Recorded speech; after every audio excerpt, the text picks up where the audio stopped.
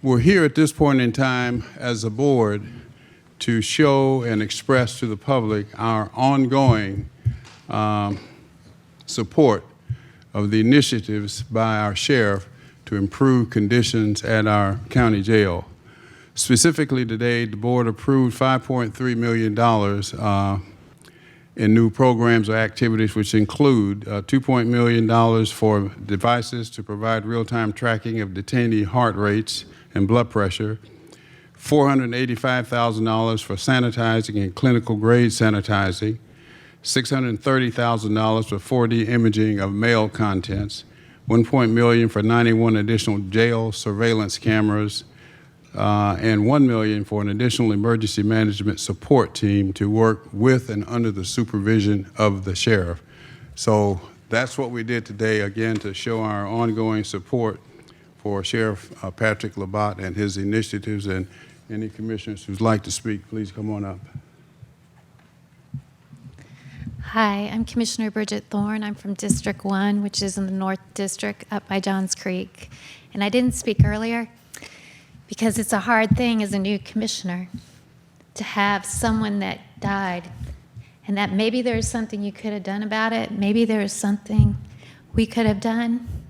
But I know all of us here are fully supportive of backing up Sheriff Labat and knowing what he needs to do. We're behind him. We hope that the expenditures today will help and this will never happen again. And I hope that we get procedures in place that will mitigate any of this from ever happening. And I just sincerely, my prayers are with the family, and I just want them to know we're all brokenhearted up here. Thank you. Today, the Board of Commissioners, under the leadership of our chairman, wanted to send a crystal clear message.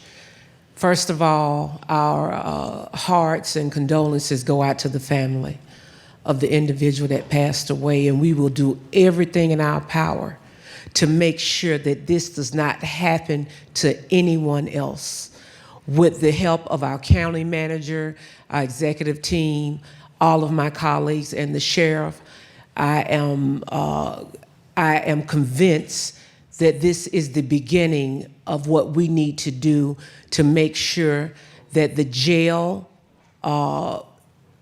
is ran and also the employees are safe.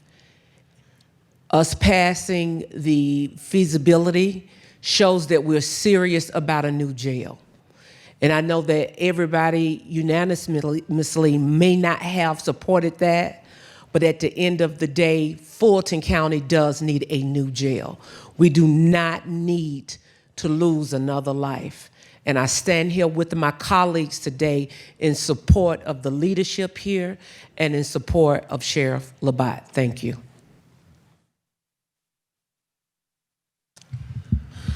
Good afternoon, Marvin Arrington. Again, prayers, thoughts and prayers and condolences go to the Thompson family, but we are committed to making sure that those that are in our care are treated with dignity and respect. Our sheriff is committed to making sure that they receive fair treatment and that they are treated humanely. And so we are taking steps today to try to make sure that this will never happen again. There'll be time for investigation. There'll be time to point fingers. Today is not that day. Today is the day to make sure that this does not happen to another inmate, to anyone else in our care. And I'm thankful for Sheriff Labat and the commissioners for making sure that we move forward to ensure that nothing like this ever happens again. Thank you.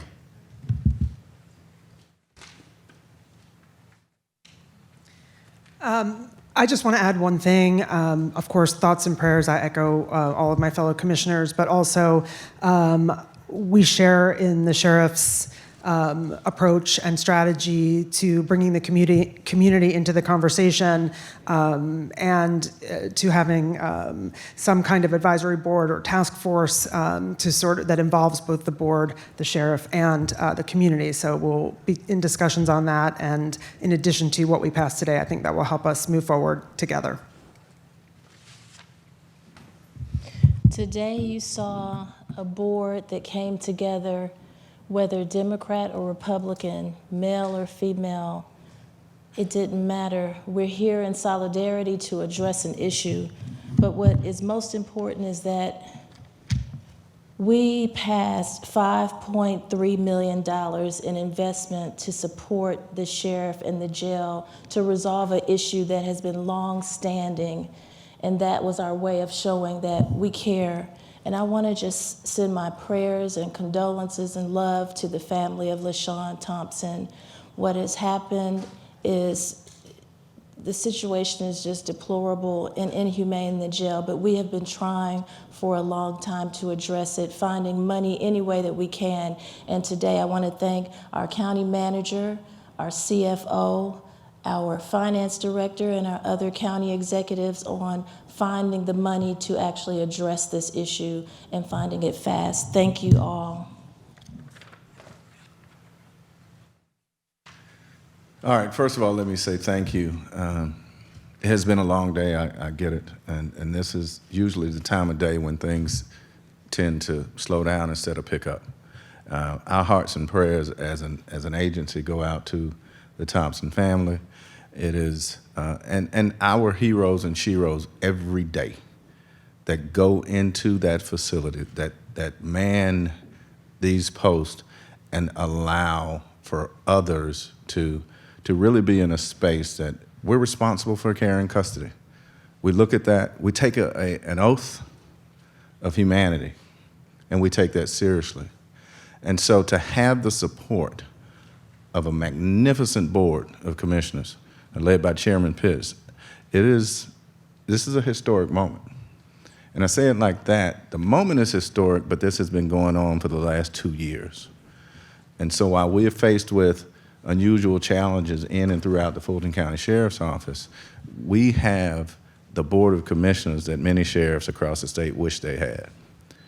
And we may not always agree, but we can agree that one thing matters, and it is that we have to solve these problems collaboratively.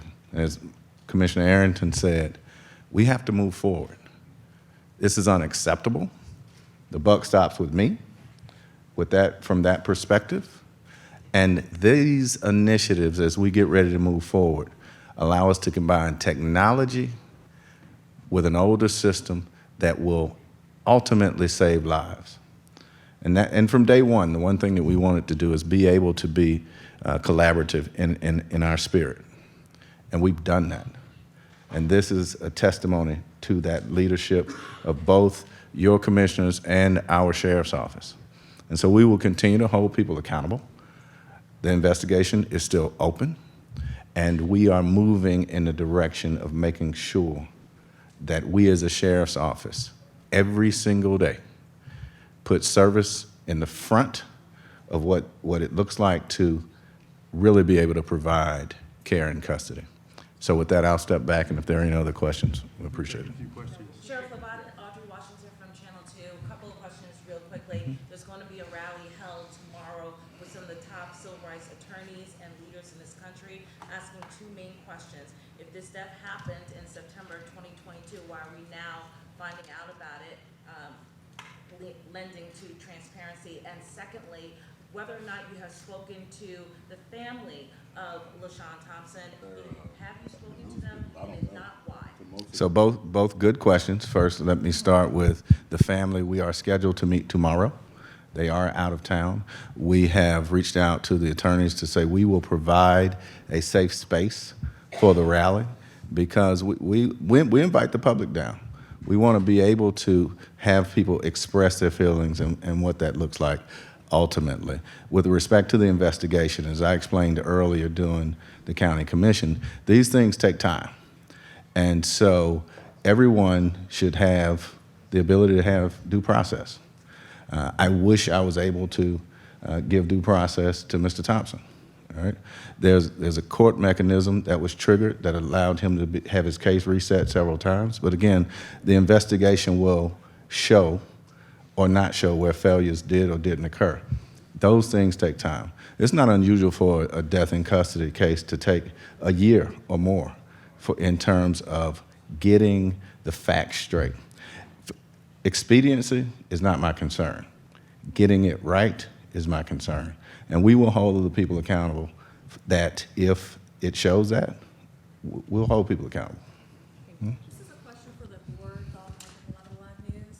The $5.3 million in funding, where are you expecting this will come from? The CFO has identified a source of funding. There was about approximately $16 million, maybe a little more, that was set aside for special elections for this year. It appears that we will not need the total of the $16 million, so therefore, that's the source of funding. One more question.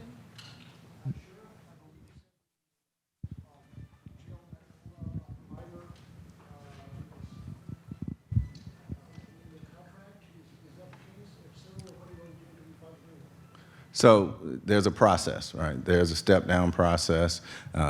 They have terminated their agreement with the Fulton County Sheriff's Office. As such, we started immediately looking for new providers. There are only a few providers that can provide the necessary care, custody, and compassion to take care of a facility the size that we have. And so we started immediately. This is not new, right? Proactively, we were having these discussions behind the scenes, so we are in a space that we can readily provide care, custody, and medical needs within the next 31 days. Thank you, Sheriff. Last question, the young lady in back. Thank you. My name is Chelsea. I'm with Atlanta News First. This question is for the sheriff. Our station got some information today. We spoken with the attorney for the family of Deshaun Thompson. They told us they received a call from the Department of Justice requesting this case filed for a federal civil rights criminal investigation into Thompson's death. Had you heard about that? And if so, do you have any comment? I had not heard that, but again, all right, the case is still open, and the way we process or move forward is quite simply. APD will close their investigation. When they do, we'll close ours. We've already been in touch with Director of GBI. They are standing by to do a file review, and at that point, they actually make any recommendations from there. All right, you're welcome. Thank you, everyone.